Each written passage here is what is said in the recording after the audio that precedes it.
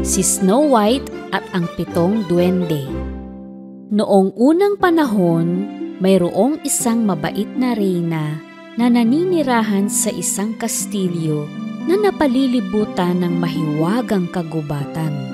Habang pinapanood ang niyebe sa taglamig, ang reyna ay nangangarap ng gising. Naririnig niya ang mga bata na naglalaro sa snow sa labas. Binuksan niya ang bintana upang tanawin ang mga bata at hinangin ang paboritong pulang panyo ng reyna. Nahulog ito sa mismong tuktok ng snowman na itinatayo ng mga bata. Kumaway at nagpasalamat sila sa mabait na reyna. Sana ay magkaanak ako ng babae. May kutis na simputi ng snow at busilak ang puso. Lumipas ang mga buwan at nagkatotoo ang pangarap ng mabait na reyna. Ang hari at reyna ay nabiyayaan ng sanggol na babae, ang pinakamaganda sa mundo, at pinangalanan nila siyang Snow White. Ngunit ang kanilang kaligayahan ay di nagtagal. Nang si Snow White ay maliit na bata pa, namatay ang reyna at naging isang bituin sa kalangitan. Pagkalipas ng ilang taon, pinakasalan ng ama ni Snow White ang isang babaeng nagngangalang Hela. Namamangha ang hari sa kagandahan ng bagong reyna at sa gayon ay hindi niya napagtatanto ang kayabangan nito. Salamin na mahiwaga, sino ang pinakamaganda sa lahat? Ikaw, aking reyna. Ikaw ang pinakamaganda sa lupain. Wala nang mas gaganda pa sa akin. Sa pagdaan ng panahon, si Snow White ay lumaki at naging isang magandang binibini. Ang kanyang ama ay maglalakbay naman kasama ang kanyang mga sundalo at niyakap niya ang anak bago siya umalis. Huwag kang malungkot, Snow White. Babalik din ako.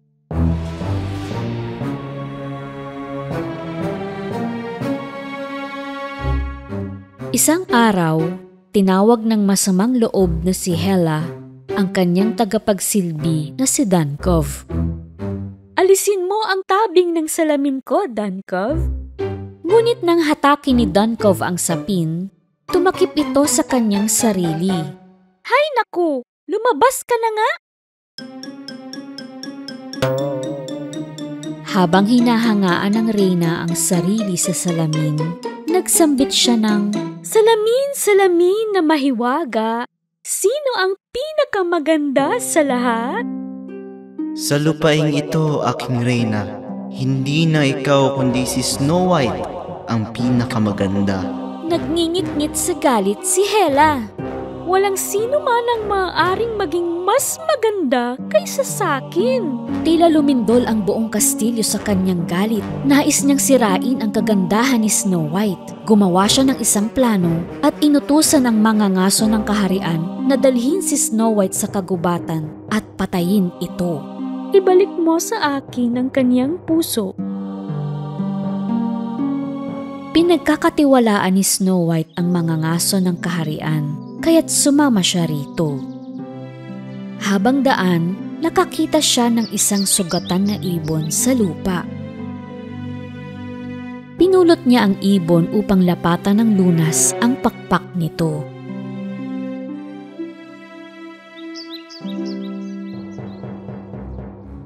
Sa likuran niya ay ang mga ngaso na palihim na kumuha ng palaso at inumang ito kay Snow White. Ngunit nakita niya na ang dalaga ay may mabait na puso dahil sa pag-aalaga nito sa ibon. Napagpasyahan niyang mali ang patayin si Snow White. Snow White, napagutusan akong kitilin ang iyong buhay, ngunit di ko kayang pumatay ng mabuting tao na tulad mo. Sino ang gustong pumatay sa akin? Si Reyna Hela. Tumakas ka na at magtago. Naisip ng mga ngaso na linlangin ang reyna. Manghuhuli siya ng isang baboy ramo at ang puso nito ang siyang dadalhin niya sa reyna. Sa gayon, iisipin ni Hela na patay na ang prinsesa. Sa tindi ng takot, tumakbo ang prinsesa sa madilim na kakahuyan. Di niya alintana ang matutulis na sanga at mga paniki sa gabi. hanggang sa hindi na niya kaya pang tumakbo. Bumagsak siya sa tabi ng isang puno at nakatulog sa malamig at madilim na kagubatan. Nang marating ng mga ngaso ang kastilyo, dumiretso siya sa reyna. Natupad ko na ang iyong utos. Kinuha ni Reyna Hela ang kahon at sinuri ang puso. Napaniwala siya na patay na si Snow White at ang kanyang halakhak ay umalingaw-ngaw sa kastilyo. Nang sumikat ang araw, nagising si Snow White sa gitna ng kagubatan at doon sa harap niya ay isang cute na bahay. May magandang hardin at mababang bakod, maliliit na mga bintana, may doorbell, at isang bilog na berdeng pintuan. Pinatunog niya ang bell, ngunit walang sumagot. At nang kakatok na siya, bumukas ang pinto. Sa loob, lahat ng kagamitan ay maliliit. Naanimoy nasa loob siya ng isang laroang bahay. Maliliit na kaldero, maliliit na kutsara, at mga tasa. Nang matagpuan niya ang isang maliit na mangkok ng lugaw, sa gutom ay kinain niya ito. At nakatulog siya sa isang maliit na kama.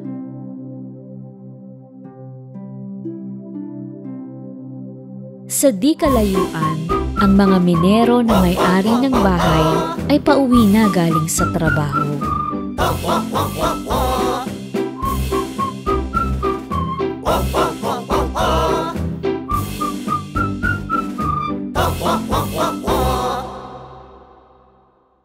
Sa sandaling pumasok sila, alam nila na may mali, kaya tahimik silang nagmatsyag at nagbulungan. Shhh! May kumain ng tinapay ko. May gumamit din ng plato ko. May natutulog sa kama ko. Ayan oh.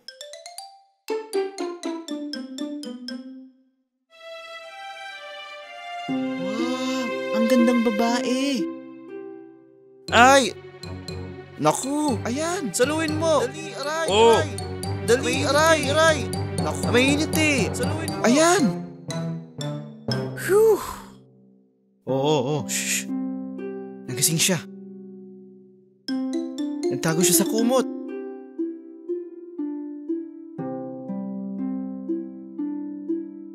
Huwag ka matakot sa amin, Binibini. Kami ang 7 duwende. Ako si Ace, siya si Jolly, ito naman si Angry, ayan si Curious, si Silly, si Shy, at ito naman si Lazy. Ako si Snow White. Pasensya na po, pumasok ako sa bahay niyo. Isinalaysay ni Snow White ang lahat ng nangyari sa kanya. At nalungkot sila sa narinig na kwento. Kaya pumayag sila na manatili si Snow White sa kanilang maliit na bahay.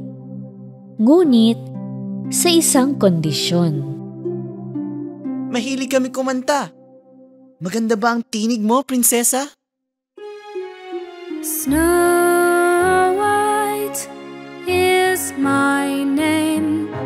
I'm far away from the castle today.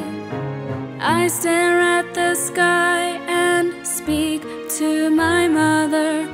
She is now among the stars. I have found happiness in this forest. My little friends protect me here. Their tiny hearts are now full of hope. Good little hearts will win again.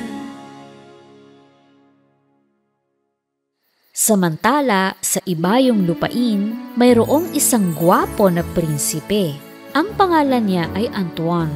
Mahilig siyang lumabas sa gabi at tumingin sa mga bituin na nagpapaalala sa kanya ng mga taong mahal niya. Isang gabi, nakita niya ang mukha ni Snow White sa kalangitan at nagkaroon siya ng pagnanais na hanapin ang dalaga. Isang diwata ang nagsabi na nasa panganib ang binibini at binigyan pa siya ng isang kwintas na may hugis puso. Kaya't sakay ng kanyang kabayo, naglakbay na si Prinsipe Antoine upang hanapin ang magandang mukha sa langit. Samantala, balik sa kastilyo, ang reyna na may masamang kalooban ay muling haharap sa mahiwagang salamin. Duncove! Alisin ang tabing ng salamin. Sumunod naman si Duncove, ngunit sumabit ang tabing sa salamin at muntik na itong matumba. Si Duncove ay kabado sa harap ng reyna, kaya lagi tuloy siyang pamali-mali. Siyang dahilan kung bakit patuloy na naiinis sa kanya ang reyna. Nang makalabas na si Duncove, nais marinig ni Reyna Hela mula sa mahiwagang salamin kung gaano siya kaganda. Salamin na mahiwaga, sino ang pinakamaganda sa lahat? Paumanhin, aking reyna, ngunit si Snow White ang pinakamaganda. Hindi! Akala ko ba patay na si Snow White? Buong gabi nagising ang reyna. Gumagawa ng masamang balak na patayin si Snow White. Nakaisip siya ng mahusay na paraan na ikubli ang sarili sa anyo ng isang maliit na kuneho. Kinaumagahan, bago umalis ang mga duwende, isa-isa silang humalik kay Snow White sa pisngi at naglakad na papunta sa minahan. Prinsesa, huwag mong pagbubuksan ng mga estranghero ha. Delikado. Mukhang mapayapa naman. Kaya't nagdilig si Snow White ng mga bulaklak sa hardin. Napansin ng prinsesa ang isang maliit na kuneho na nakaupo sa hardin na tila nasaktan. Tumungo siya at kinuha ito at dinala sa loob ng bahay. Nilapatan niya ng lunas ang nasaktan na paa ng kuneho at hinayaan itong magpahinga sa kama. Kunwari ay natutulog, pero sa sandaling lumabas ng silid ang prinsesa, dumilat ang kuneho at tumingin sa paligid. Tapos, ito ay tumalon-talon-talon at bumalik sa dating anyo ni Hela. Ito mismo ang pinaplano niya. Pinatakan niya ng lilang laso ng unan. Nang sa gayon ay kapag matutulog doon ang prinsesa, mamamatay siya sa lason. Napagod si Snow White sa maghapong paghahardin, kaya't pumasok na siya upang magpahinga. Mahihiga na sana siya sa unan na may lason nang marinig ang mga duwende na nakauwi na. Sinalubong sila ng prinsesa sa pintuan at pagkatapos ng masarap na hapunan, sumayaw sila buong gabi. Sa pagod ay nakatulog si Snow White sa harap ng pugon. Mabuti na lang at naiwasan niyang matulog sa nakalalasong unan. Nang makabalik ang reyna sa kanyang kastilyo, inabutan niya si Duncove na nakatulog na sa pintuan. Sa pag-aakalang nagtagumpay siya, pinuntahan niya ang mahiwagang salamin. Salamin na mahiwaga, sino ang pinakamaganda sa lahat? Aking reyna, si Snow White na kasama ng 7 duwende ay mas maganda kaysa sayo. Hindi! Ako! Ang dapat na pinakamaganda! Ako! Gagawa uli ako ng plano na papatay kay Snow White. Makalipas ang ilang araw, habang sinusulsihan ni Snow White ang ilan sa mga lumang damit ng mga duwende, nakarinig siya ng katok sa pintuan. Kumatok ito ng 3 beses. Sumilip si Snow White sa pintuan upang makita kung sino ito. At naroon ang isang matandang babae na may basket ng mansanas. Sino po sila? Ako ay tindera ng masasarap na mansanas. Nais mo bang tumikim ng isa? Nung una, natatakot si Snow White. Kaya lang, mahilig talaga siya sa pulang mansanas. Eto magandang ining, libreng patikim. Tinanggap ni Snow White ang mansanas na inabot ng matanda. kumagat siya. Ang mansanas ay may lason. Natumbas siya sa lupa bago pa man makahingi ng tulong.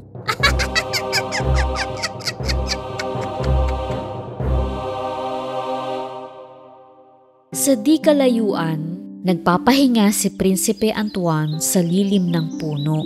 Malayo na ang nalakbay niya upang hanapin ang magandang mukha na nakita niya sa kalangitan. Nang may natanaw siyang isang matandang babae na naglalakad. Kakausapin sana niya nang biglang nagbagong anyo ito at naging si Reyna Hela. Ang prinsipe at ang kabayo ay nagitla. Nagpasya tuloy siya na huwag nang magtanong ng direksyon. Kinagabihan, pag-uwi ng mga duwende, nakita nila si Snow White nakahandusay at wala ng buhay. Labis silang nalungkot na parang nadurog ang mga puso nila sa libu-libong piraso. Gumawa sila ng isang magandang kristal na kabaong at pinalutang ito sa pinakamahabang ilog upang makita ng lahat ng tao ang kaniyang kagandahan. Sa may baybayin ng ilog, naglalakbay ang prinsipe at napansin niya ang kristal na kabaong sa bangka. Nakilala niya agad ang mukha ng babae. Nalungkot ang prinsipe. Binuksan niya ang takip ng kabaong. Kinuha sa bulsa ang kwintas na stardust at isinuot ito sa prinsesa. Paalam aking prinsesa, magning ka tulad ng isang bituin. Nasaan ka man? Pagdakay, gumalaw si Snow White. Ang kwintas na stardust ay nagbigay ng himala. Nabuhay si Snow White. Nang magising, namangha si Snow White sa gwapong prinsipe na nakatayo sa tabi niya, na nagligtas sa kanya. Nang sa wakas ay nakabalik sa kastilyo ni Snow White, ikinuwento niya at ni Prinsipe Antoine sa hari ang lahat-lahat.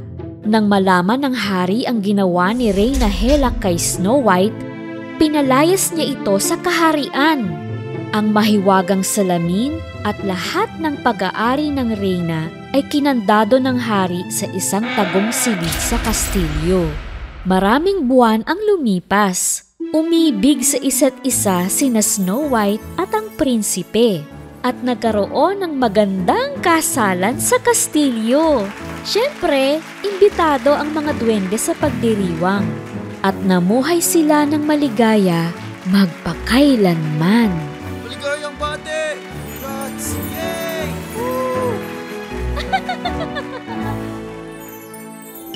Si Snow White at ang mahiwagang salamin. Noong unang panahon, may isang lupain na may magandang asul na kalangitan at malalago na berdeng damo. Doon, sa maringal na kastilyo, si Snow White at Prinsipe Antoine ay masaya na naninirahan. Sa di kalayuan, ang masamang reyna na si Hela ay naninirahan naman sa kuweba ng bundok. Siya at ang kanyang lingkod na si Dunkov ay pinalayas nang subukan nilang patayin si Snow White. At ngayon, si Hela ay may isang bagong masamang plano. Dunkov, wala nang makakapigil sa akin. Maghihiganti ako kay Snow White. Opo, kaya mo yan, kamahalan. Sige nga, sabihin mo sino ang pinakamaganda sa lahat. Ikaw, aking reyna. Ikaw ang pinakamaganda sa buong lupain. Maliban lang kayam. Ano ba, Dunkov? Ako dapat ang pinakamaganda. Gagawa ako ng isa pang salamin ng mahika upang mahanap ko ang madilim na kagubatan. Ang orihinal na salamin ni Hela ay nakatago sa kastilyo, kaya't lilikha na lang siya ng bagong salamin. Ngunit mangunguha muna siya ng mga dahon ng jimjim, tapos mga mahiwagang rosas at lumulutang na bato sa sapa.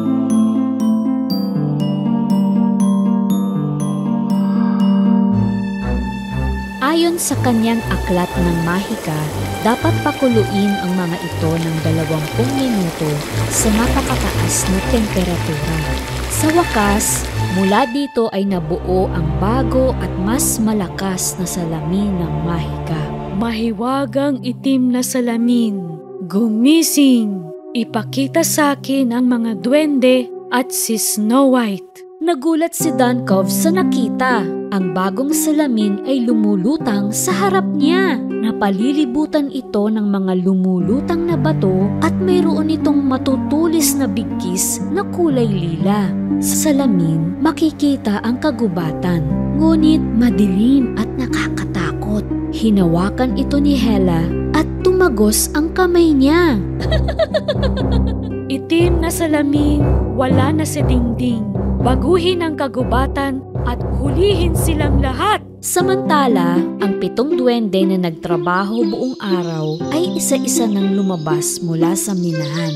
Una si Ace, tapos si Shy, si Angry, si Silly, si Curious, at sina Jolly at Lazy. Nakapagod ang araw na to. Oo nga. Pahinga muna tayo. Baka pwedeng matulog na ako dito. Di pwede. Bangon. Dapat makauwi na tayo bago gumabi. Bangon. At naglakad na nga sila ng nakalinya.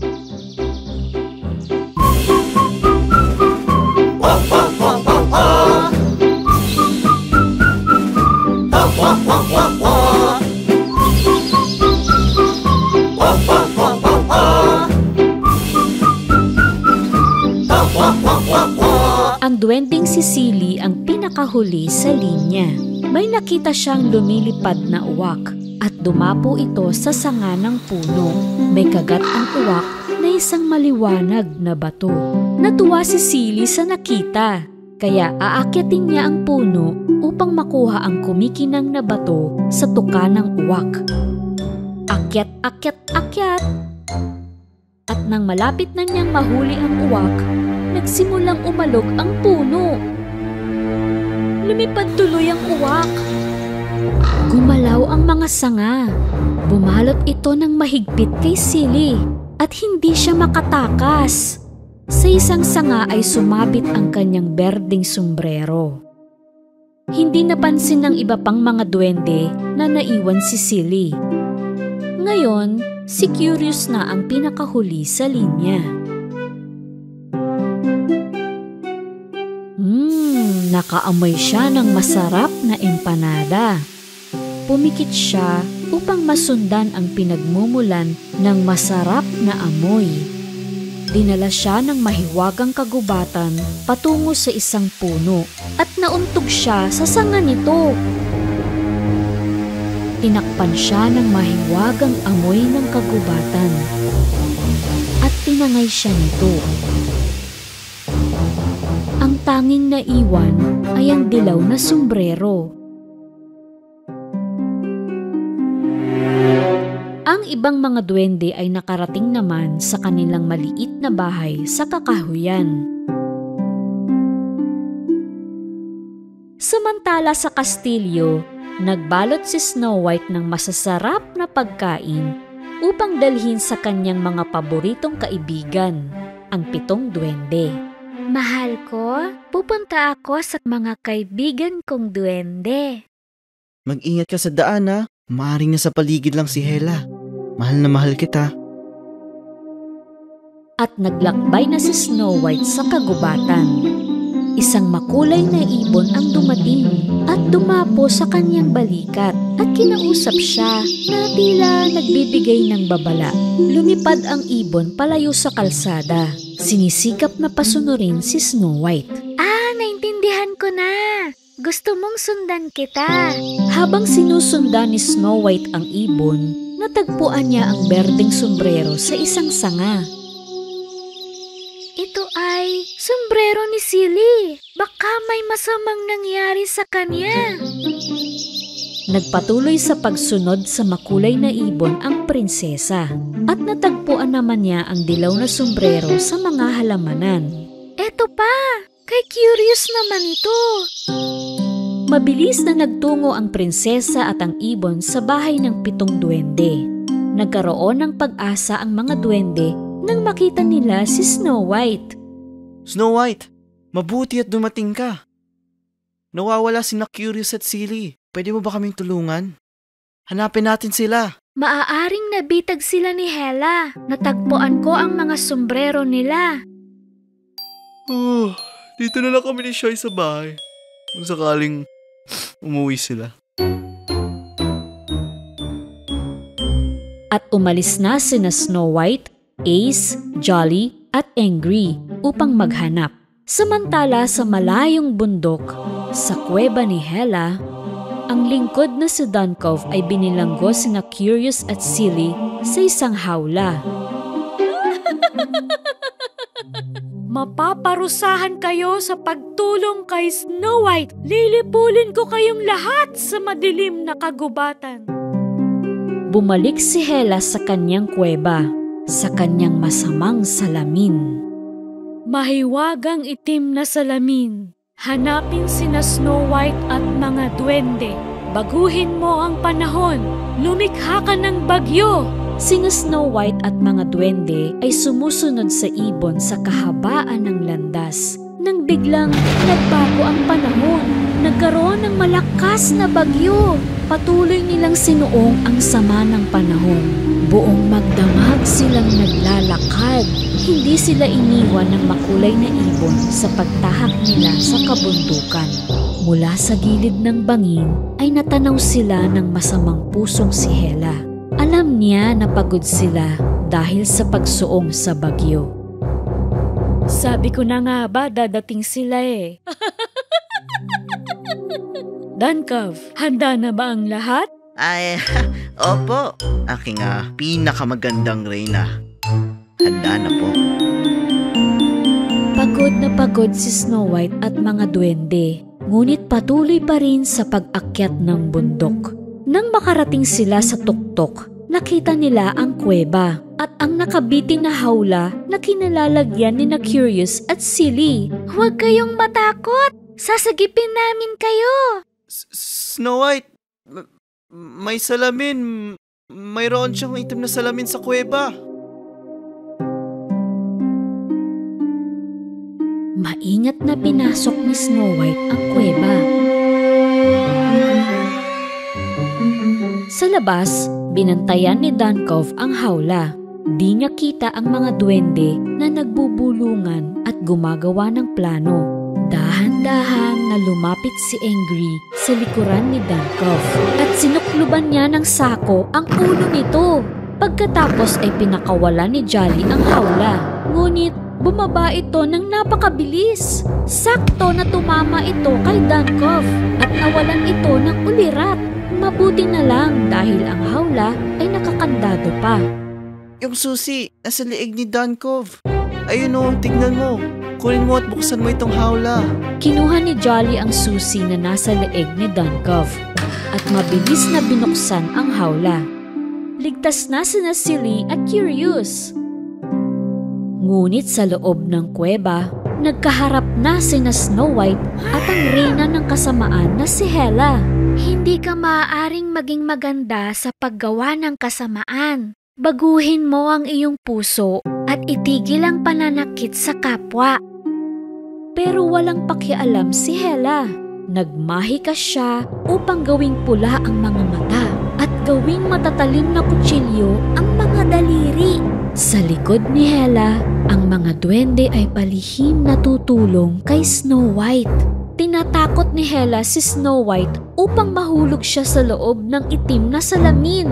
Makapasok ka lamang sa salamin, Snow White. Tiyak maglalaho ka na sa madilim na kagubatan. Magpakailanman! Di pansin ng matangkad na reyna ang pagpwesto ni Silly sa may paanan niya. At mula sa likod ay tinulak siya ng iba pang duwende. Natalisod siya at nalaglag sa loob ng salamin.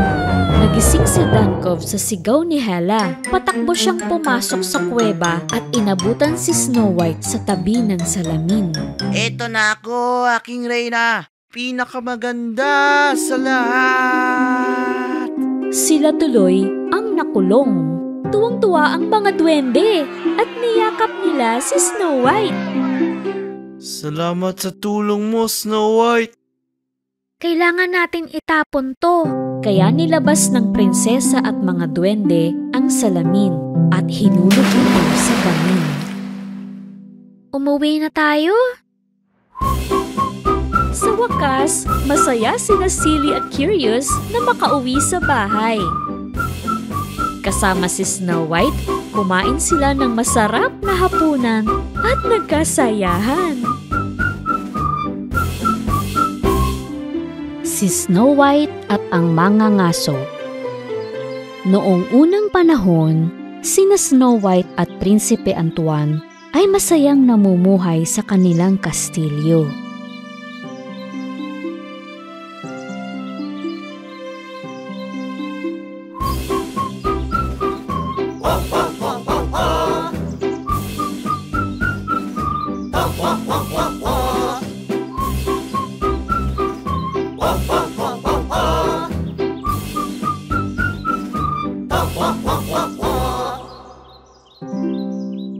Isang araw, lumapit si Ace sa mag-asawa.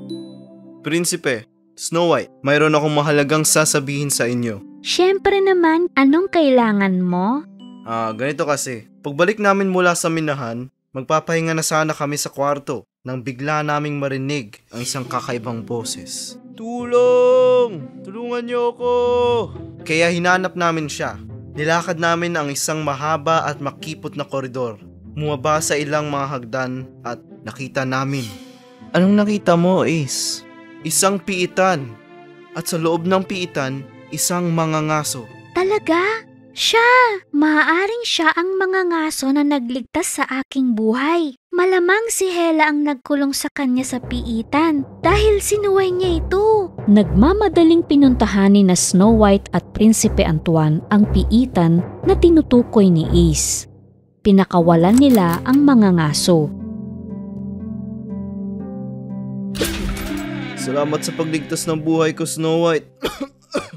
Akala ko habang buhay na ako makukulong dito. Samantala, sa isang madilim na sulok ng kagubatan, nakatayo ang isang estatwang bato. Ang masamang puso na si Hela ay nakakulong pa rin sa loob nito. Naroon lang si Dunkov sa malapit. Gumawa siya ng tolda mula sa 4 na kahoy at maruming tela. Sa loob, binabasa niya ang aklat ng mahika upang maghanap ng sumpa na magpapalaya kay Hela mula sa pagiging bato. Sumpa para di makita. Sumpa para bumata. Bumata? Pwede kaya to sa akin? Saka na.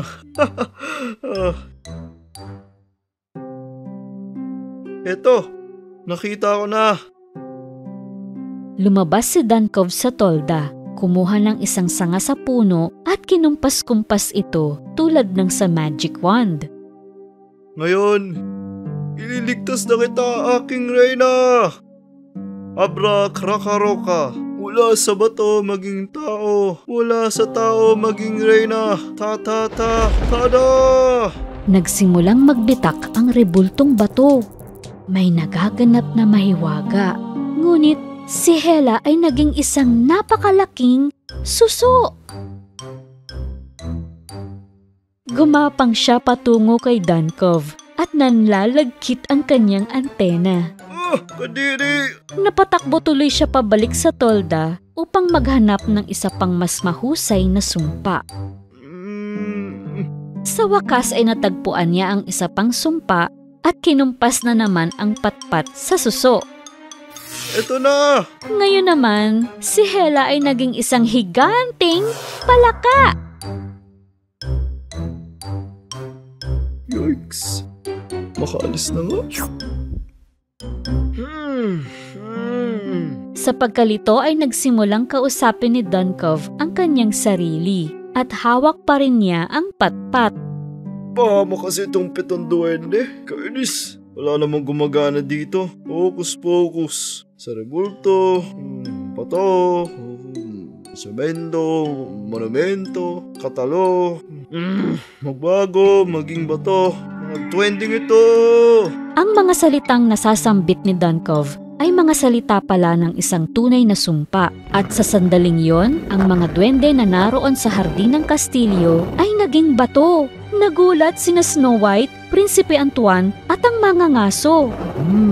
Naku po! Ang mga duwende! Anong nangyari?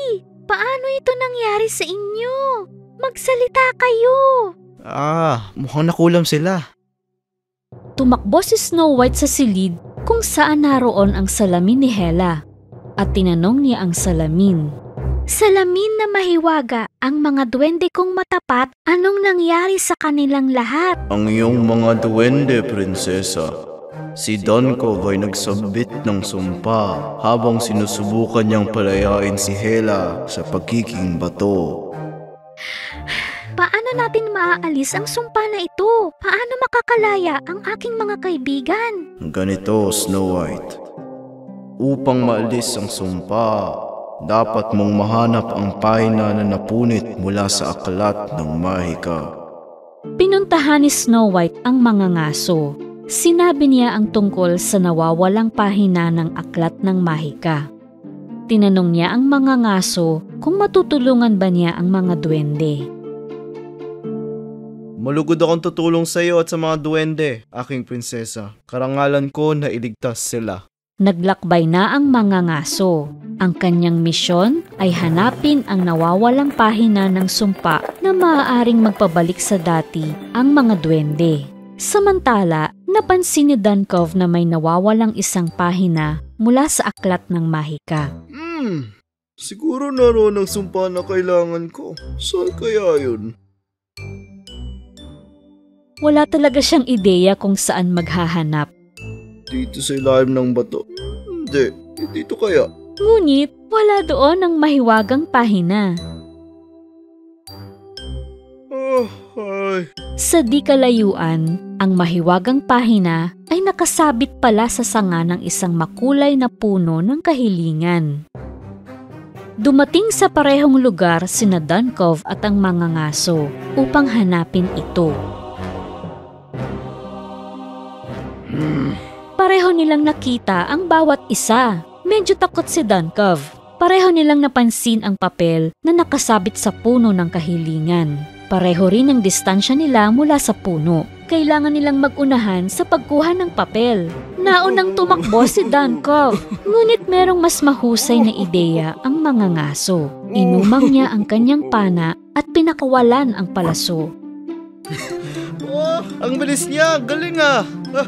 Sobrang bilis ni Dunkov na halos di makaabot ang palaso. Ngunit nakukuha nito ang atensyon niya, sapat upang di niya mapansin ang mga bato sa daan.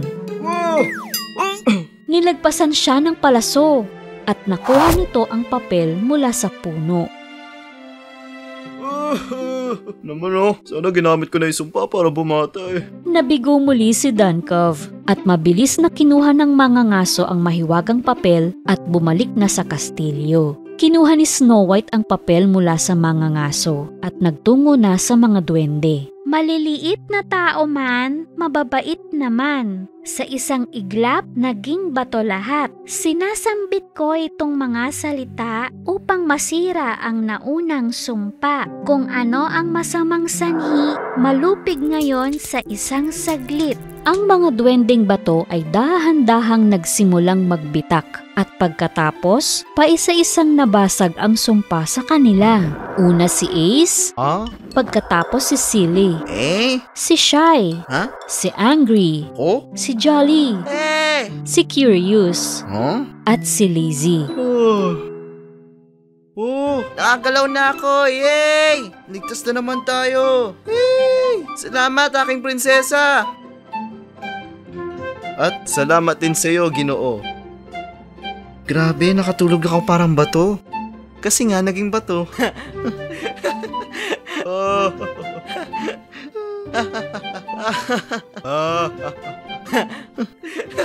Si Snow White at ang 7 duwende ay tuwang-tuwa na nakawala na sila sa sumpa at sa isa na namang pagkakataon, payapa na muli ang kaharian. Snow White is my name. I'm far away from the castle today.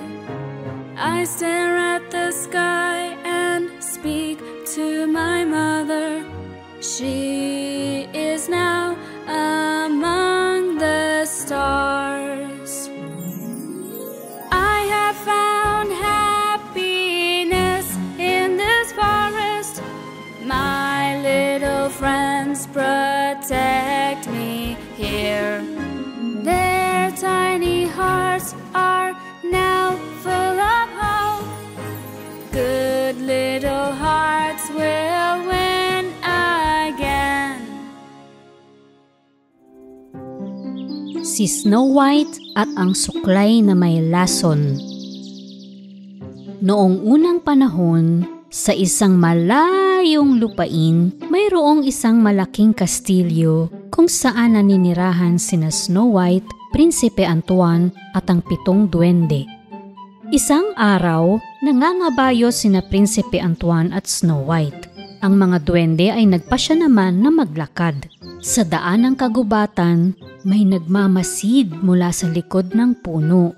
Siya ay isang batang duwende na babae na may puting buhok at mga pekas.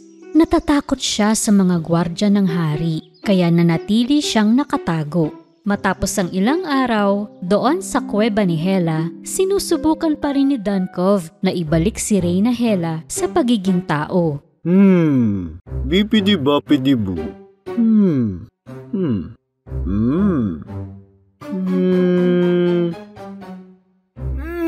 Mahal kong Reyna. Nagkaroon ako ng isang perpektong idea upang mabalik ka. Nabasa ko sa isang fairy tale kung halikan ka ng isang prinsipe. Binuksan ni Dunkov ang aklat ng mga sumpa sa pahina ng pampabata. Sinambit niya ang mga salitang mahika. Sumpa na ngayoy gagana. Gawin mong posible na ako'y bumata. Siya ay naging isang napakagwapong prinsipe. Nagulat si Hela at hinalikan ni Dunkov ang palaka.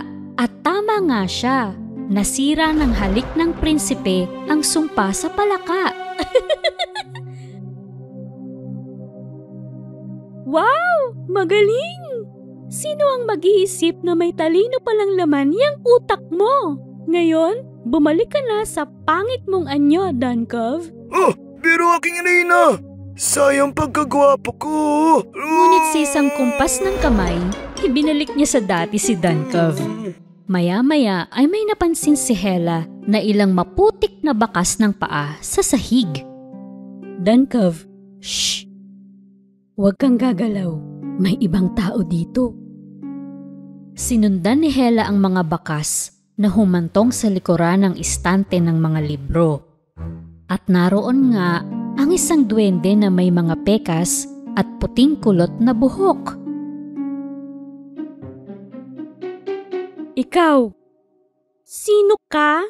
At anong ginagawa mo dito? Magsalita ka! Ang cute na duwende na may mga pekas ay lumabas sa kanyang pinagtataguan.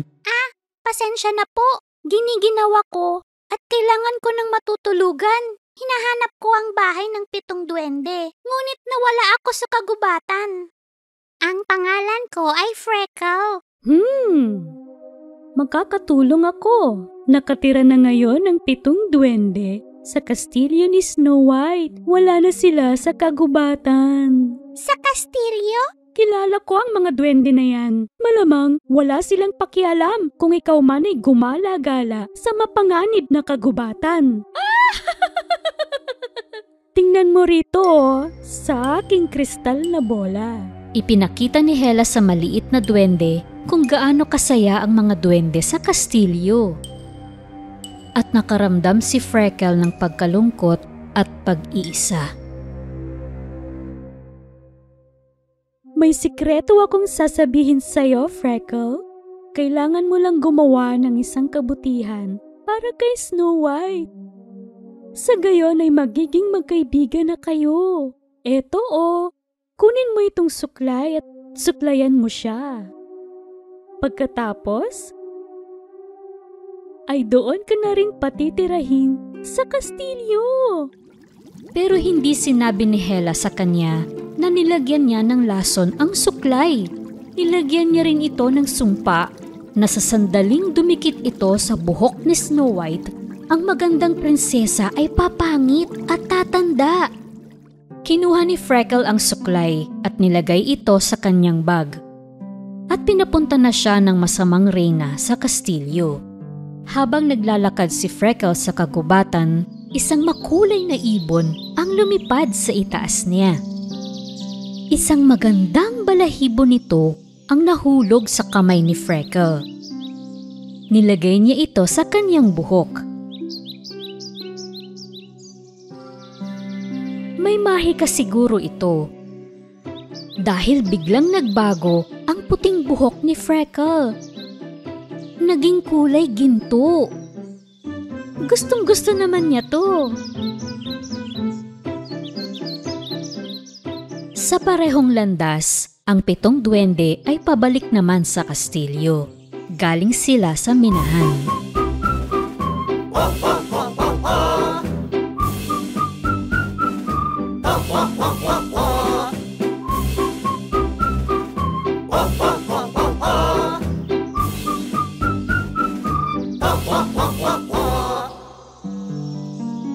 Nakita nila si Freckle at ang magandang gininto ang buhok nito. Palagay ko meron natang tao doon. Wow, isang duwende rin ata katulad natin. Pero maganda.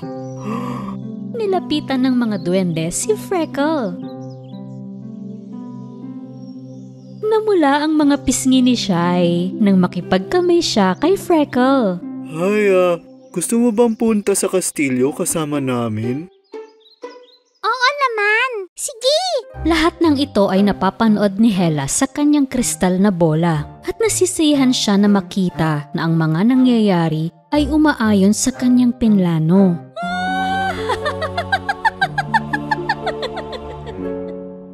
At nakarating na ang mga duwende sa kastilyo. Ito ang unang pagkakataon sa buhay ni Freckle na makakita ng malaking kastilyo at napakagandang hardin. Sinalubong ni Snow White ng pagbati ang mga duwende. Oh, hi! Kamusta? May bago kayong kasama. Ako si Snow White. Malamang ikaw ay bagong kaibigan ng 7 duwende. Ang pangalan ko ay Freckle. Sinabi ni Freckle kay Snow White na malungkot ang mamuhay ng nag-iisa. Naisa na niyang manirahan kasama sila sa kastilyo. Ipaghahanda kita ng isang kwarto dito, Freckle. Napakabait mo. Napakaganda rin ng buhok mo. Hayaan mo sanang suklayan kita. May dala akong suklay para sa'yo. Susuklayan na ni Freckle ang buhok ni Snow White gamit ang suklay. Walang kamalay-malay na nilagyan ito ni Hela ng lason at sumpa. Nang dumikit ito sa buhok ni Snow White, biglang pumuti ang kanyang buhok. Naku! Bakit ganyan? Tumanda at nangulubot ang mukha ni Snow White. Prinsesa, anong nangyari sa mukha mo? Ayos! Dumukwang ang prinsesa sa gilid ng maliit na pool at tiningnan ang kanyang refleksyon sa tubig. Naku! Ano to? Anong nangyari sa akin? Kinuha agad ng duwende ang suklay na hawak ni Freckle at tinapon ito sa tubig. Bakit mo naman ginawa yon, Freckle? Hindi ko alam na may laso ng suklay. Isang babae ang nagbigay nito sa akin. Isuklay ko daw sa buhok ni Snow White. Patawarin niyo ako. Si Hela! Teka, alam ko na. Prinsesa, maibabalik kita sa dati. Paano mo siya babaguhin? Kinuha ni Freckle ang makulay na balahibo sa kanyang buhok at nilagay niya ito sa buhok ni Snow White. Pagkatapos, unti-unting bumalik ang kagandahan ni Snow White. Yan! Yay! Ayos! Mabuti naman! Woo! Salamat, Freckle. Freckle, huwag kang tatanggap ng anuman sa mga taong hindi mo kilala. Buti na lang, may panangga si Freckle. Oo nga, ang galing! Mula noon ay masaya nang nanirahan si Freckle sa kastilyo kasama ang kanyang mga kaibigan. Nakaligtas na naman siya. Galit talaga ako sa Snow White na yan. I have found happiness in this forest. My little friends protect me here. Their tiny hearts are now full of hope. Snow White, ang mga duwendeng naglalakad habang tulog. Noong unang panahon, sa isang malayong lupain, sina Snow White, Prinsipe Antoine at ang 7 duwende ay naninirahan sa isang malaking kastilyo. Isang umaga, ang magandang si Snow White ay nagtungo sa hardin ng kastilyo. Karaniwang nag-aalaga sa hardin ay ang mga duwende, ngunit wala sila sa hardin. Nagtaka si Snow White. Nasaan kaya sila? Ace? Silly? Shy? Nasaan kayo? Dahil wala sila sa labas, pinuntahan niya ang silid nila.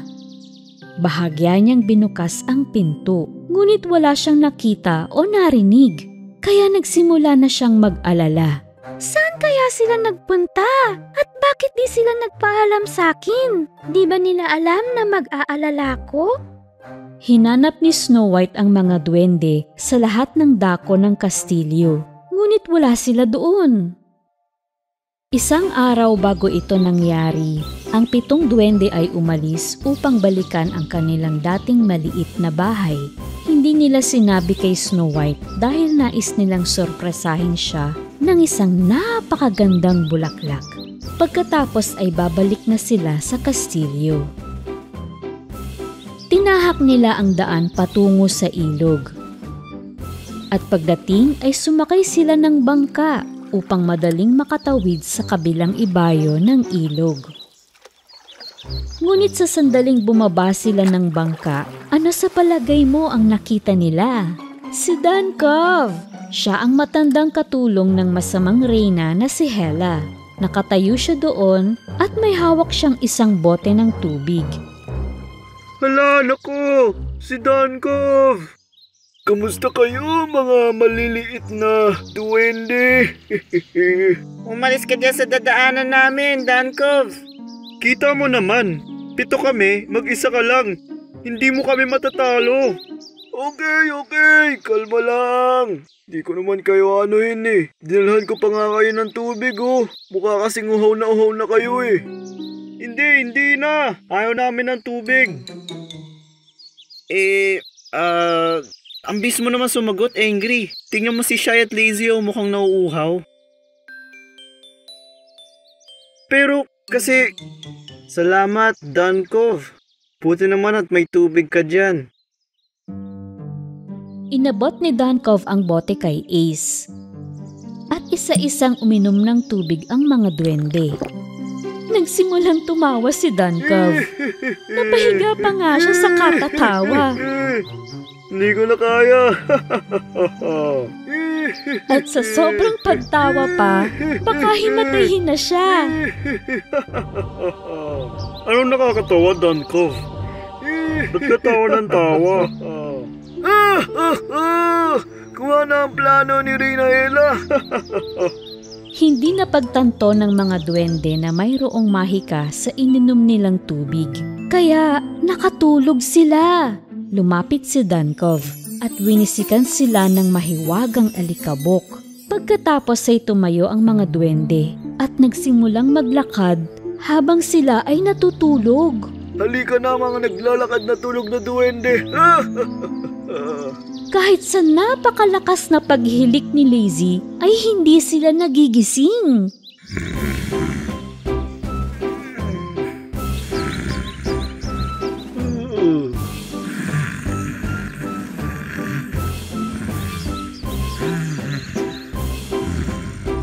Tama! Dito kayo pumunta, mga batugan, mga antukin, at mga tabatsoy na duwende! Habang sumusunod ang mga duwende kay Duncove, napansin naman ni Snow White ang bakas ng mga yapak ng 7 duwende sa hardin. Mga yapak ito ng 7 duwende. Kung susundan ko ang mga bakas, malamang ay mahahanap ko sila. Kaya sinundan ni Snow White ang landas ng mga bakas. Samantala, ang masamang si Hela ay pinapanood ang prinsesa sa kanyang kristal na bola.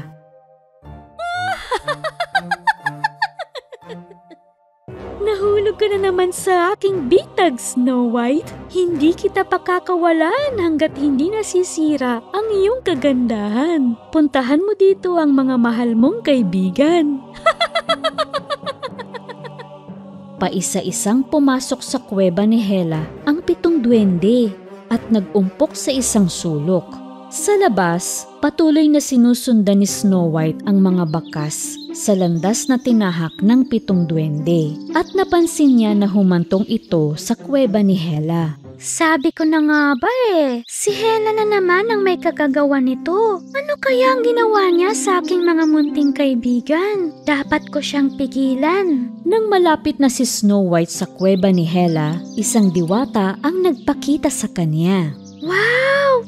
Isang enkantada! Hindi nagsalita ang diwata. Inabutan niya si Snow White ng isang mahiwagang plauta. Pero di ako marunong tumugtog. Hindi naunawaan ng prinsesa kung para saan ang plauta. Binalutan ng diwata si Snow White ng mahiwagang pananggalang upang maprotektahan siya laban sa masasamang sumpa ni Hela. At pagkatapos ay naglaho na siya. Dinala ni Snow White ang plauta at nagpatuloy na sa kanyang daan. At sa ilang sandali pa, narating na niya ang kuweba ni Hela. Hela! Kanina pa kita hinihintay, Snow White. Ano na naman bang masama mong pinaplano? Alam kong kinidnap mo ang aking mga kaibigang duwende.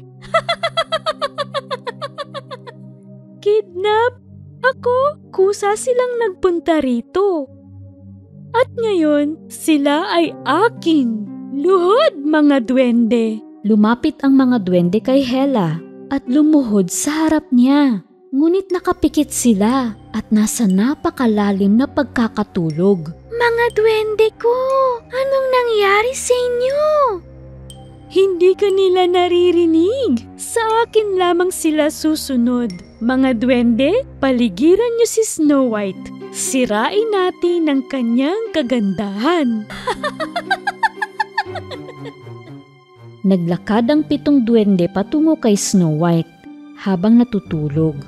Litong-lito at natatakot si Snow White. Biglang naalala niya ang plauta na binigay sa kanya ng diwata. Pinatugtog niya ito.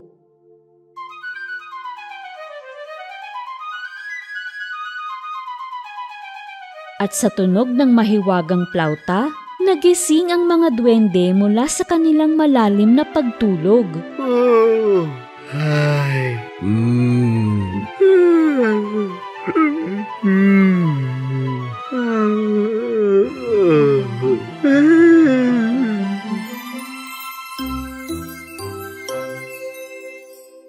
Aking prinsesa! Anong nangyayari? Nasaan tayo? Tignan nyo! Ayun! Di ba siya yung masamang reyna, Hela? Lumayo ka sa amin! Patuloy pa rin si Snow White sa pagtugtog ng plauta. Di makayanan ni Hela at Duncove ang tunog, kaya napatakbo sila sa kaloob-looban ng kuweba. Hindi naintindihan ni Snow White kung bakit sila kumaripas, pero natuwa siya sa naging gamit ng plauta. Yehey! Ang galing! Salamat, Snow White! Sa palagay ko, ay di na sila lalabas. Tara, alis na tayo! Nilisa na ni Snow White at ng 7 duwende ang kuweba at umuwi na sila sa kastilyo. Masayang-masaya ang 7 duwende na nakabalik sila sa kastilyo. Aking prinsesa, kaya kami umalis noon sa kastilyo dahil gusto ko sana namin bigyan ng isang regalo. Ang espesyal na bulaklak na ito ay lumalaki lamang sa hardin ng aming bahay at nais namin ibigay ito sa iyo. Ang gandang bulaklak! Salamat! Pero nilagay niyo sa panganib ang inyong buhay para dito. Sa susunod, huwag kayong lalabas nang di nagpapaalam. Kailangan natin bantayan ang bawat isa. Samantala, gumaling na sina Hela at Dunkov mula sa tunog ng mahiwagang plauta. Paano ko ba naman malalaman na may taglay na lakas pala ang plauta na yun? Nakakabingi ang tunog nun, kamahalan. Pero ang ganda ng tinugtog niya. Tumahimik ka nga, Dunkov. Ang plauta na bigay ng diwata kay Snow White ay yari sa musika ng pagkakaibigan at kabutihan. Kaya nitong sirain ang masamang sumpa dahil si Snow White at ang 7 duwende ay nagkaroon na ng malalim na pagkakaibigan sa mahabang panahon. At ang mga taong hindi pala kaibigan ay maririndi sa tunog ng plauta dahil hindi nila kailanman naiintindihan kung ano ang ibig sabihin ng pag-ibig at pagkakaibigan.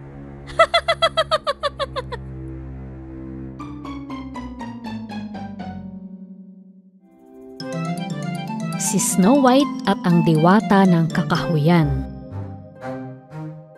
Noong unang panahon, isang masamang reyna na nagngangalang Hela ay nakatira sa tuktok ng isang napakataas na bundok. Laging nais ni Hela na maging pinakamagandang babae sa buong mundo. Gayunpaman, si Snow White na nakatira sa pinakamagandang kastilyo ng bansa ay lubhang mas maganda. Dunkov, ano yung kinakain mo? Aking reyna, kumakain ako ng steak na may sarsa. Gusto mo ba? Dadalhan kita. Ew! Ayoko nga. Kailangan kong bantayan ang kinakain ko. Pero ito ang pinakamasarap na steak sa mundo, aking reyna. Dunkov, lumayo ka nga. Dito muna ako kasama ng maliit na diwatang ito. Nagpunta si Dunkov sa isang sulok ng kuweba at patuloy na kinain ang kanyang steak ng may kasiyahan. Munting diwata, anong mangyayari kung di ka makakalipad sa kalangitan ngayong gabi? Sa takot ay pilit na lumipad pataas at pababa ang kawawang diwata. Pero hindi siya makaalpas sa hawla. Mawawala ang liwanag ng buwan, di ba? Ano naman ang mangyayari kung walang ilaw sa langit sa gabi? Kadiliman!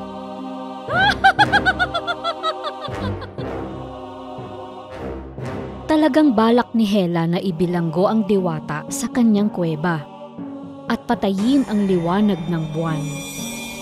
Para magagawa na niya ang kanyang mga masamang plano nang walang makakakita. Samantala, ang mga matalik na kaibigan ni Snow White, ang 7 duwende, ay lumabas na mula sa minahan kung saan sila nagtrabaho ng buong araw at naglakad na sa kakahuyan patungo sa kastilyo.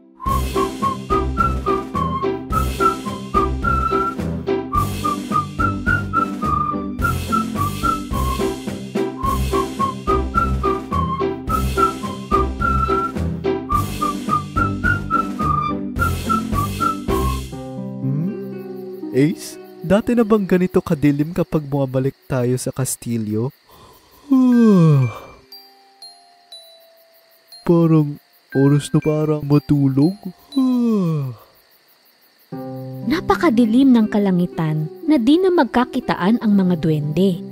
At napansin ni Ace na hindi rin kita ang buwan at mga bituin sa kalangitan. Walang liwanag ang buwan. Malamang nasa panganib ang buhay ng isa sa mga diwata. Ito ang dahilan kung bakit madilim ang kalangitan. Pero bakit nawala ng liwanag ang buwan?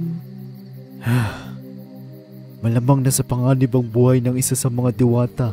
Nagbibigay ng babala ang buwan kapag nangyayari yon. Kailangan nating bumalik agad sa kastilyo. Halika na. Ginamit ng mga duwende ang kanilang mga ilawan upang makita ang daan patungo sa kastilyo. Samantala, si Snow White at Prinsipe Antoine ay nakadungaw mula sa balkonahe ng kastilyo. Napakadilim naman ng gabi na ito. At hindi pa nakakabalik ang 7 duwende. Paano kung hindi nila mahanap ang kanilang daan? Bigla ay napansin ni Prinsipe Antoine ang maliliit na ilaw sa mga puno. Tignan mo ang mga ilaw na yun, aking prinsesa. Sila na kaya ang 7 duwende? Oo! Sila na yun! Sinalubong ni Snow White ang mga duwende sa labas ng kastilyo. Mga kaibigan ko! Masyadong madilim ngayong gabi. Paano nyo nahanap ang daan? Kami ay mga minero, aking prinsesa. Nagtatrabaho kami sa ilalim ng lupa. Ang aming mga ilawan ang nagpapakita ng daan. Pero meron kaming masamang balita, Snow White. Ang diwata na nagbibigay ng liwanag sa buwan. Malamang nasa panganib siya dahil wala pang gabi na nagdilim ng ganito. Ang diwata na tumulong sa akin sa kagubatan? Siya nga kaya? Malamang kailangan niya ng tulong. Dapat nating malaman. Tumakbo si Snow White patungo sa pinakatagong silid ng kastilyo, kung saan itinago nila ang dating salamin ni Hela na laging nagsasabi ng katotohanan. Mahiwagang salamin, ipakita sakin. Ano ang nangyari sa diwata ng kakahuyan? Ipinakita sa kanya ng mahiwagang salamin na ang diwata ay nakakulong sa isang hawla. Alam ko saan yan! Sa kuweba ni Hela! Oo! Sumakay si Snow White sa kanyang kabayo at lakas loob na umalis upang iligtas ang diwata. Hindi niya alam kung ano ang pwedeng mangyari sa kanya. Matapang ka, Snow White. Kaya mo yan. Huwag kang matakot sa dilim. Tara na, Prego. Hindi sinunod ni Prego ang sinabi ni Snow White. Anong nangyayari? Prego, natatakot ka ba? Hindi gumagalaw si Prego dahil si Silly Dwarf ay nakaharang pala sa harap niya. Silly, anong ginagawa mo dito? Hindi ko nais na mag-isa ka lang, aking prinsesa, at dinalahan kita ng ilawan. Sinakay ni Snow White si Silly Dwarf at sinama sa kanyang pag-alis. Matapang ka pala, Snow White, ha? Makikita mo. Sinimula ni Hela na magsambit ng mga mahiwagang salita sa bolang kristal. Samantala, sina Silly Dwarf at Snow White na nakasakay sa kabayo, may naririnig silang mga kakaibang ingay. Nay, anong ingay na yun, prinsesa? Ang mga ingay na naririnig nila ay nagmumula sa mga ugat ng Ivy na kinokontrol ng mahika ni Hela. At pumulupot kay Silly Dwarf at sa prinsesa ang mga gumagapang na sanga ng Ivy. Mabuti at mabilis na nakaatras si Prego at agad siyang nakaalpas. Ay, ano to? Naku, ano to? Natatakot ako, prinsesa ko. Pumupulupot sa atin. Tulong! Saklolo! Tulong! Saklolo! Tinititigan ni Prego ang mga ugat. Iniisip niya kung anong gagawin. Pagkatapos ay kinaskas ng kabayo sa lupa ang kanyang paa ng ilang beses at sinugod ang gumagapang na ugat. Buong lakas na pinagtatadyakan niya ang mahiwagang ugat ng Ivy. Malamang nasaktan ng ugat ng Ivy kaya nawala ng bisa ang mahika. Umatras agad ang mga sanga nito. Tinanggal ni Snow White at ni Silly Dwarf ang mga nakapulupot sa kanila. Salamat, Prego. Ang galing mo. Halika na, Silly Dwarf. Iligtas na natin ang diwata. Habang patungo sina Snow White sa kuweba, nakatayo naman si Hela sa harap ng itim na salamin, kasama si Duncove. Hindi makakaalpas si Snow White sa Ivy na yon, Duncove. Opo, malamang kinain na sila ng iyong mahiwagang gumagapang na halaman. Yum. Bukas ay ako na ang magiging pinakamagandang babae sa buong mundo. Habang nag-uusap sila, narating na nina Snow White at Silly Dwarf ang kuweba ni Hela. Lihim silang pumasok sa kuweba nang hindi gumagawa ng tunog. Dito ka lang, Silly. Huwag kang gagawa ng ingay, ha? Dahan-dahan, sa maliliit na hakbang, nalapitan ni Snow White ang hawla.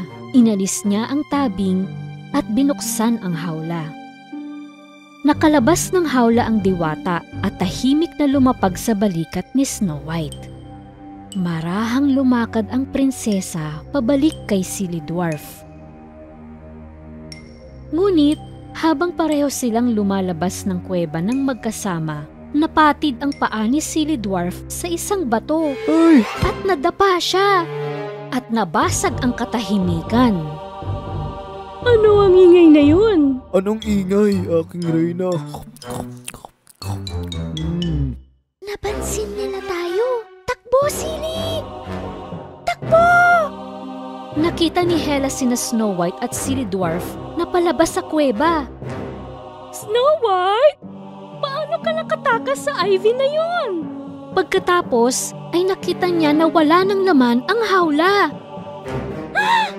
Hindi! Kinuha rin nila ang diwata! Dunkov! Takbo! Hulihin mo sila! Kahit na hinahabol sila ni Dunkov, imposible na maabutan niya sila.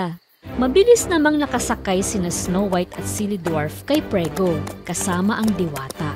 Nakalayo sila agad sa kuweba. Hindi! Naman! Pumalpak tayo! Ako na dapat ang pinakamagandang babae sa mundo eh. Pinahinto ni Snow White ang kanyang kabayo na si Prego sa kakahuyan. Malaya ka na, kaibigan kong diwata. Lumipad ka at liwanagan mo na ang buwan. Pinalipad ng prinsesa ang diwata sa kakahuyan mula sa kanyang palad pataas sa langit. Habang pinapagaspas ng diwata ang kanyang mga pakpak, kumislap-kislap na muli ang mga bituin. At sa wakas, ay pinailawan na rin ng buwan ang gabi. Ayan, lumiwanag na uli. Panalo na sina Snow White. Ang galing naman. Yay! Kumikinang na ulit ang langit. Bumalik na tayo sa kastilyo. Pwede ko na patayin tong ilaw ko, aking prinsesa. Nang dumating sina Snow White at Silly Dwarf sa palasyo, kasama ang prinsipe at iba pang mga duwende, pinagmasdan nila ang mga bituin sa langit, habang iniisip ang mga pinapangarap. Dahil ang mga pangarap ng mababait ay laging may katuparan.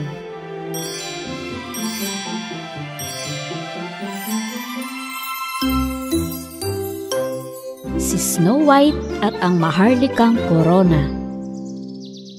Noong unang panahon, isang napakagandang dilag na nagngangalang Snow White ay nakatira sa isang malayong lupain.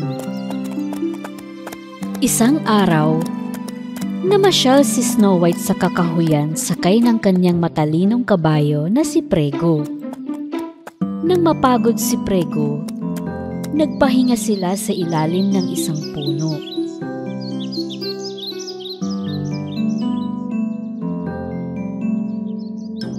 Napansin ni Snow White na mayroong mga ligaw na strawberry sa paligid. Kaya namita siya ng ilang piraso. Ang sarap ng mga strawberry na to. Baka marami akong makain sa isang upuan, Prego. Binigyan ng prinsesa si Prego ng ilang mga strawberry. At kinain niya lahat. Gutom na gutom kasi siya dahil sa mahabang paglalakad. Pagkatapos ay nagpatuloy na sila sa kanilang paglalakbay. Sa kabilang banda ng kagubatan, si Hela na naiinggit sa kagandahan ni Snow White ay naglalakad rin sa paligid. Siyempre, kasama rin ang kanyang magugulating tagapagsilbi na si Dunkov. Kamalan, aking reyna. Panahon na ng strawberry. Tignan mo, ikinuha kita. Ay naku, Dunkov. Ikagugulat ko kung may magagawa kang tama. Sa kanyang paglalakad sa gubat, nangongolekta si Hela ng mga materyales para sa kanyang bagong sumpa.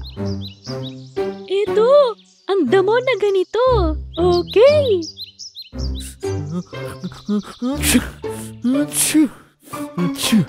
Akin na, hindi ko mapigilan ang pagbahing. Dahil ito ay damo na nakakabahin, Dankov. Sa isang pitik ng kanyang kamay, pinrotektahan ni Hela ang sarili mula sa nakakabahin na damo. Pero si Dankov ay patuloy sa pagbahin.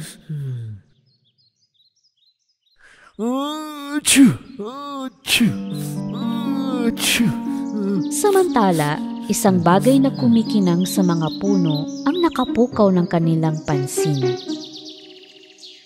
Dankov, diyan ka lang. Pupunta ako doon. Titingnan ko kung ano ang nagliliwanag doon. Habang si Hela ay dahan-dahang tumutungo sa nagniningning na bagay, nakita rin ni Snow White na may kumikinang sa kakahuyan. Prego, dito ka muna. Titingnan ko lang kung ano ang kakaibang nagliliwanag na yon. Parang may kakaibang amoy ang nakukuha ng ilong ni Prego. May masangsang na amoy sa paligid. Sinubukan niyang pigilan si Snow White. Huwag kang mag-alala, Prego. Walang mangyayari. Magmamanman lang ako. Sa isang banda si Snow White at sa kabilang banda ang masamang si Hela. Parehong maingat na naglalakad. Habang papalapit sila, nalaman nila na ang nagliliwanag na bagay ay isang gintong korona. Isang gintong korona! Ha? Snow White? Hela? Mas mabilis na kumilos si Hela kaysa kay Snow White, kaya nakuha niya ang korona. Akin ang korona, okay? Sa akin. Wala nang makakakuha nito. Yan ay isang maharlikang korona. Tunay na prinsesa lang ang makakapagsuot niyan. At sino naman ang may sabi niyan?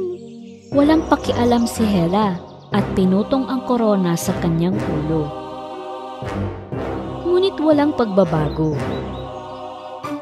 Ni hindi nga kasya ang korona sa kanya.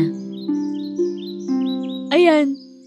Kita mo naman na ito ay ordinaryong korona lang. Kamahalan, hindi ka kasi isang tunay na prinsesa. Ha? Anong sinabi mo? Panuntunan mula sa aklat ng mga prinsesa na ang mga tunay na prinsesa lang ang maaaring gumamit ng kapangyarihan ng korona. Eh di kung ganon, hindi ko hahayaan na magamit mo ang kapangyarihan ng mahiwagang korona. Umalis na si Hela na tangan ang korona, ngunit hindi makapayag ang kawawang si Snow White. May naisip siya, kaya hinabol niya si Hela.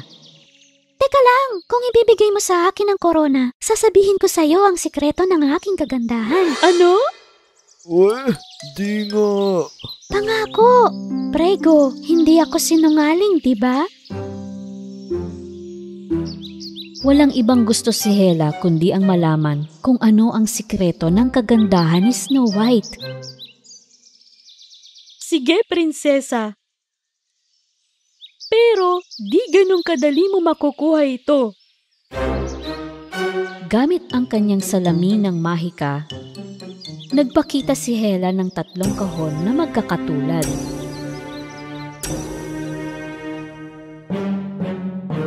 Isinilid niya ang korona sa isa sa mga kahon at ginulo niya ang ayos. Mabilis niyang pinagagalaw ang mga kahon gamit ang maliit na salamin. Meron kang 3 hula, Snow White. Kung hindi mo mahahanap ang tamang kahon, sa akin na ang korona, magpakailanman. Maingat na pinagmasdan ni Snow White ang mga kahon. At pinili ang isa sa mga ito. Ngunit hindi ito ang tamang kahon. Mali! Ang korona ay nasa kahon na ito. Meron ka pang 2 hula na natira.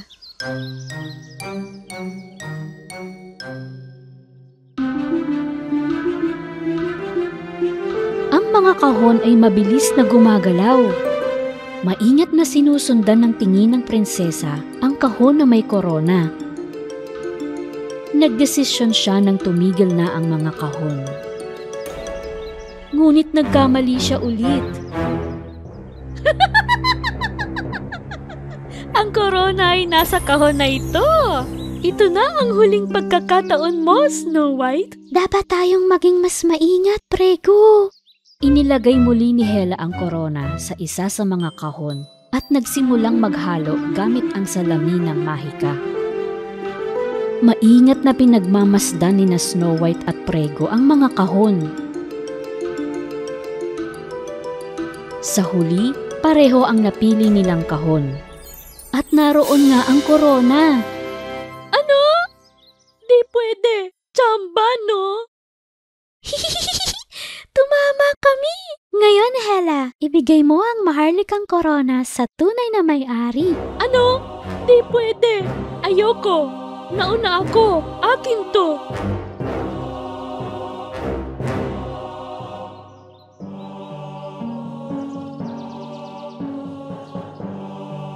Ibinato ni Hela ang nakakabahin na damo kay Snow White. Pero umabante si Prego upang protektahan ang prinsesa at nasalon niya ang damo sa kanyang bibig. At napabahin siya.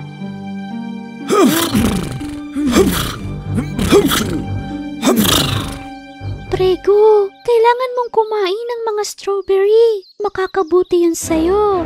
Nakita ni Prego ang mga strawberry sa kamay ni Dunkov. Kaya mabilis siyang tumakbo kay Dunkov at kinain ang mga pulang strawberry ni Dunkov. Gamot ba ito sa pagbahing? Tuparin mo ang iyong pangako, Hela. Kung hindi, di ko rin sasabihin sa'yo ang sikreto ng aking kagandahan. Naalala ni Hela ang kanyang pagnanais na malaman ang sikreto ng kagandahan ni Snow White. Kaya pumayag siya na ibigay ang korona kay Snow White. Di rin naman ito maganda eh. At sa palagay ko ay walang kwenta. Kunin mo na ang korona.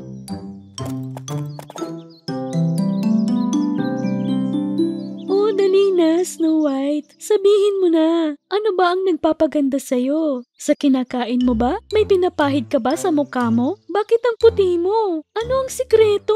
Ano? Buong kabaitan na tumingin si Snow White kay Hela. Ipinaliwanag sa kanya ang pinakamahalagang sikreto na ipinangako niya. Hindi ito anuman sa iyong binanggit. Ang sikreto ng aking kagandahan ay mayroon lamang akong mabait na puso. Ano? Mabait na puso? Walang kapararakan. Ang sikreto ng aking kagandahan ay ang aking puso na puno ng kabaitan at sa aking malalim na pagmamahal sa mga tao, hayop at kalikasan. Yan ang totoo. Pagkatapos ay sumakay si Snow White sa kanyang kabayo na si Prego. Sinuot niya ang maharlikang korona. At naglaho, tuklasin mo ang kabutihan sa iyong puso. Hindi makapaniwala sina Hela at Dunkov sa kanilang nakita. May kapangyarihang maglaho ang maharlikang korona. Paano ako makakakuha ng isang mabait na puso? Kailangan kong hanapin sa aklat ng mga sumpa. Umalis ka nga dyan, Dunkov.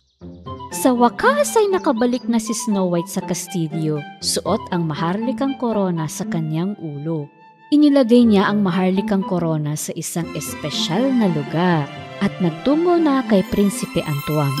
Masayang sumalubong kay Snow White ang 7 duwende. Snow White, dinalhan mo ba kami ng mga strawberry? Isang malaking sako ng strawberry ang naghihintay sa inyo sa hardin. Yes! Yun! Yehey! Salamat! Masarap yun! Tara, kainin na natin! Salamat! Yehey! Masarap yun! Yun! Talagang maaalalahanin ka at may mabait na puso. Lahat ay may kakayahang maging mabait, aking prinsipe. Habang si Snow White at ang lahat ng kanyang mga mahal sa buhay ay masayang kumakain ng mga strawberry, ang masamang pusong si Hela ay nagsisikap na gumawa ng mabait na puso doon sa kanyang madilim na yungib. Ilang mga araw at gabi ang lumipas. Malapit na! Sa palagay ko ay magagawa ko na. Sa kasamaang palad, hindi niya naunawaan na ang mga sumpa na kanyang ginagawa ay hindi maaaring palitan ang tunay at di makasarili na kabaitan sa kapwa. Si Snow White at ang munting baboy. Noong unang panahon, may dalaga na nagngangalang Snow White ang nakatira sa isang malayong lupain. Isang araw, nakita ni Snow White ang isang maliit na baboy habang naglalakad siya sa kagubatan.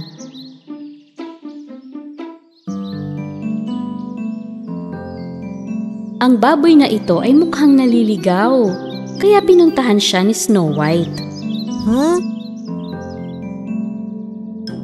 Kamusta, munting baboy? Sino ka? Layuan mo po ako. Huwag kang matakot. Ako si Snow White. Hindi kita sasaktan. Dahan-dahang lumabas si Piggy mula sa punong pinagtataguan niya. Snow White? Pwede mo pa akong tulungan? Siyempre naman. Sabihin mo, anong nangyari? Paano ka napunta dito? Lumabas ako kaninang umaga para maglaro. Pero masyado akong nalibang. Hindi ko namalayan na malayo na pala ako sa bahay namin. Tapos, habang pabalik na ako, isang tipaklong ang tumuntong sa akin. Nag-ingay siya sa may tenga ko. Gusto ko siya paalisin kaya nagtatakbo ako. Sa wakas ay tumalon paalis ang tipaklong.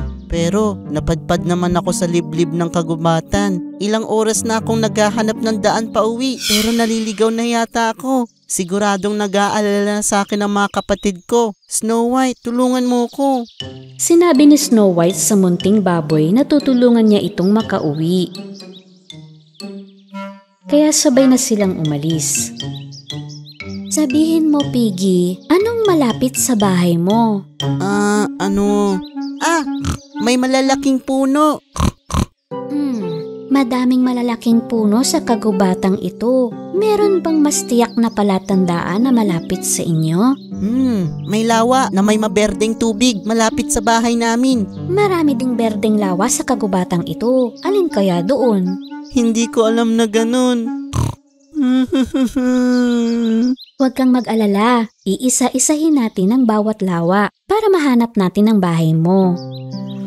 Sa ilang sandaling paglalakad, nakarating si Snow White at ang munting baboy sa isang luntiang lawa. May mga liryo sa tubig at mahahabang tambo sa paligid nito. Ngunit nalungkot ang munting baboy dahil walang bahay malapit sa lawang ito. Hay naku, hirap pala hanapin ang bahay namin. Labis na nabalisa si Piggy. Kaya pumulot siya ng bato at ibinato sa lawa.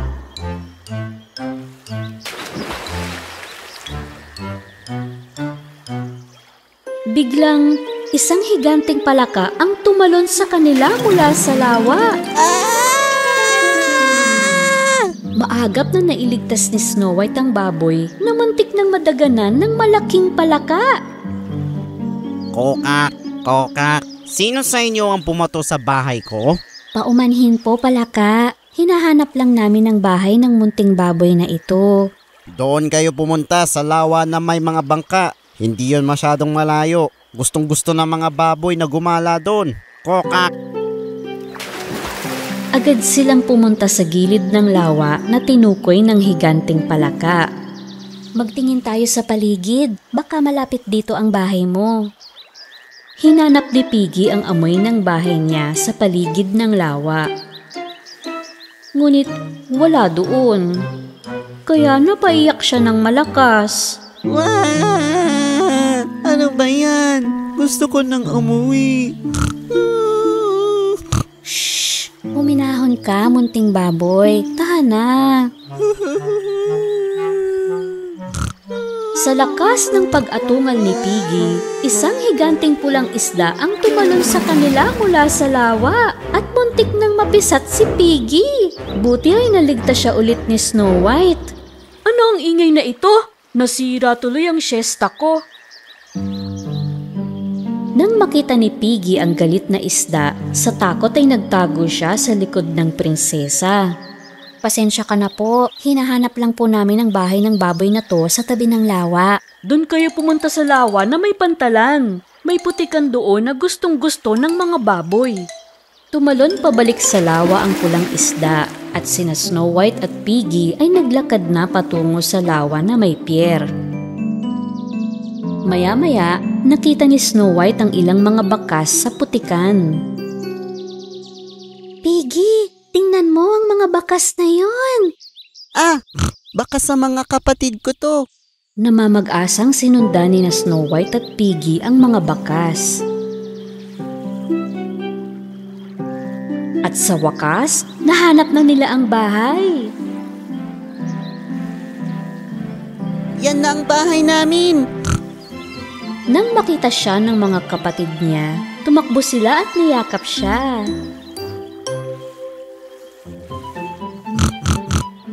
Sobrang nag-aalala kami sa'yo, bunso. Saan ka ba nagpunta? Naku, kung alam mo lang kuya, yung tipaklong kasi Pero hindi ko talaga mahanap ang daan pa uwi kung wala si Snow White. Maraming salamat, aking prinsesa.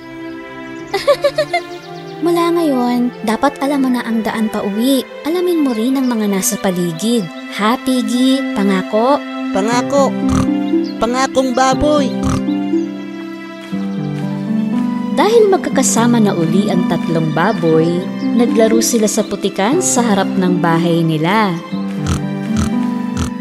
Sinali pa nila si Snow White. Napakaswerte ng munting baboy na nakilala niya si Snow White sa araw na iyon. Dahil sa lupaing ito, ang mababait na prinsesa ay laging tumutulong sa mga hayop na nagsasalita.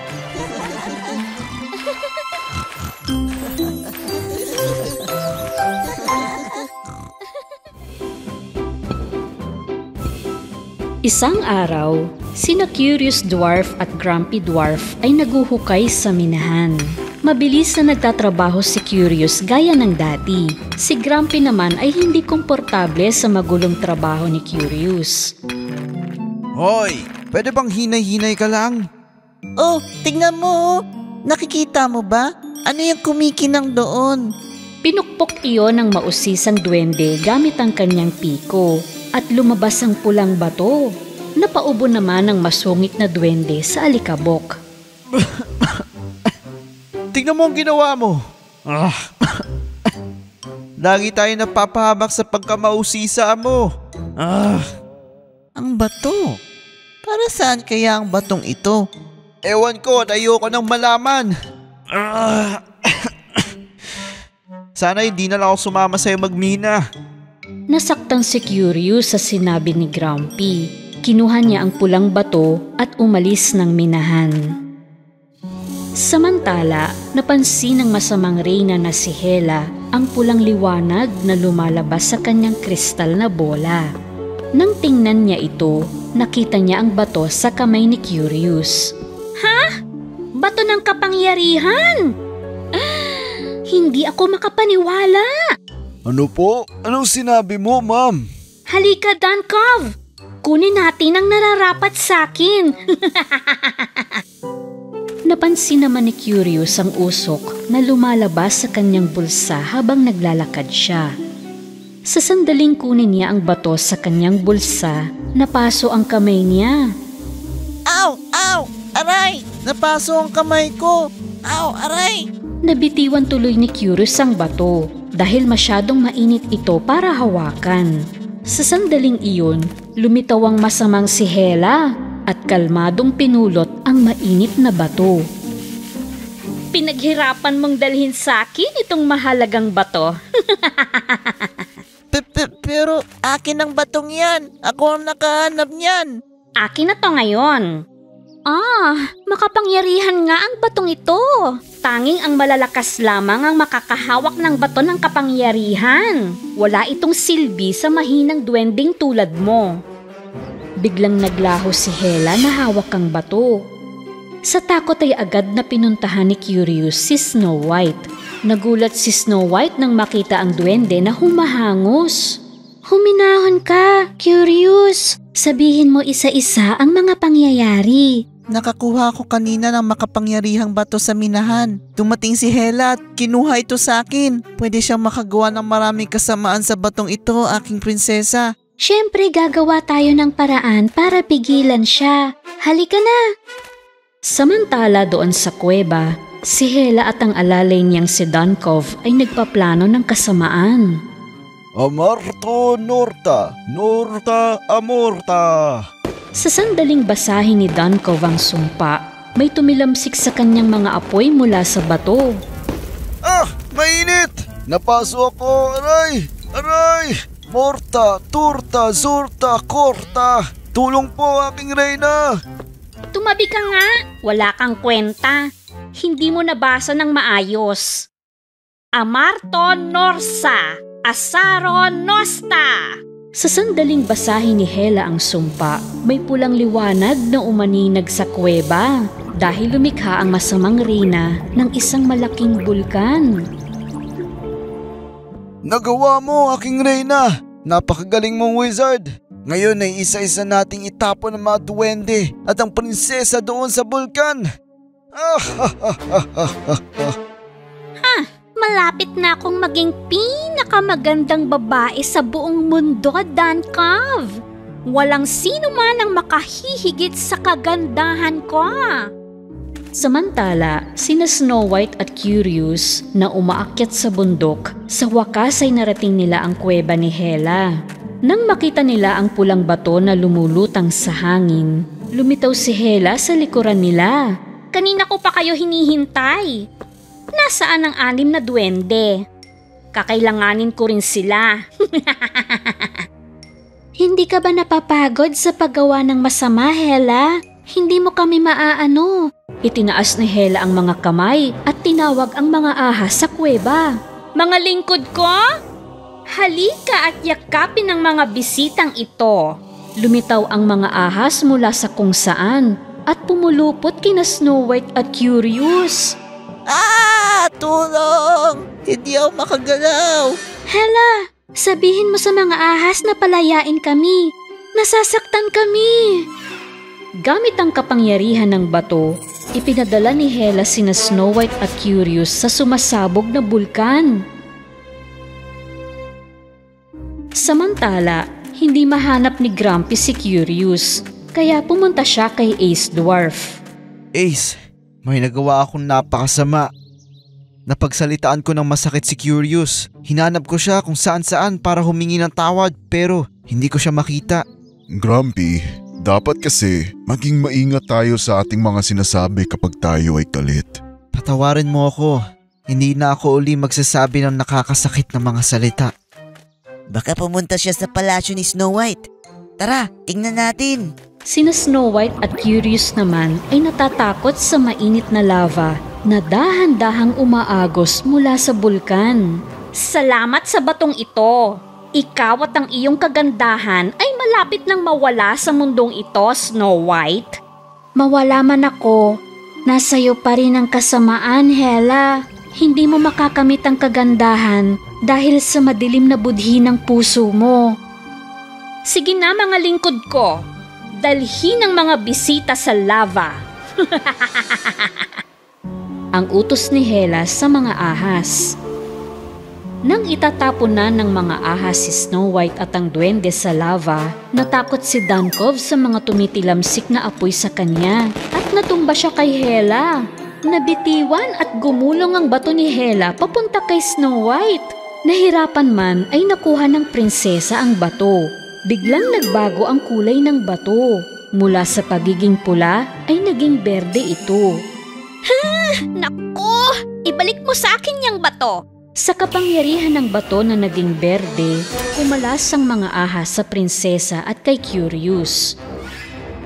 Nahuli ni Snow White si Hela sa liwanag na lumalabas sa bato at ikinulong ang kapangyarihan ni Hela sa bato. Sinubukan ni Hela na gumawa ng mahika gamit ang kanyang mga kamay, ngunit wala na siyang kapangyarihan. Ang salamangka ko! Sinira mo! Hindi pwede! Wala na akong kapangyarihan! Ang mahalaga ay maging masaya sa kagandahan ng buhay. Kahit na walang kapangyarihan, Hela, huwag mong kalimutan yon.